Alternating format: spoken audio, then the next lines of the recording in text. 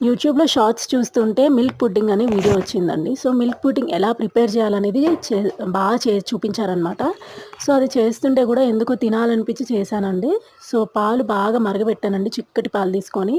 చాలా బావుంటాయి. మేము బయట ఏయించుకుంటాం పాలు. సో, చూడండి ఇందులో షుగరేసుకొని బాగా కలుపుకోండి. షుగర్ మెల్ట్ అయ్యే వరకు కలపాలి.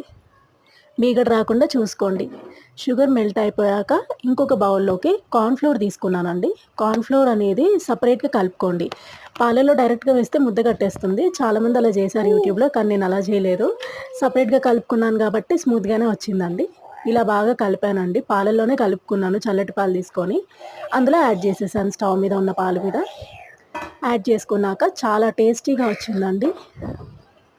ఇలా కలుపుకున్నాక చల్లారాక మళ్ళా ఫ్రిడ్జ్‌లో ఒక 1 అవర్ పెట్టుకున్నానండి. 1 ½ అవర్. నాకు క్యూబ్స్ లాగా కట్ చేయడం రాలేదండి. సో, ఫస్ట్ టైమ్ గదా! సో, నెక్స్ట్ టైమ్ మళ్ళీ ట్రై చేయాలి బాగా. సో, బాగా అనిపించిందండి. టేస్ట్ అయితే అదిరిపోయిందండి.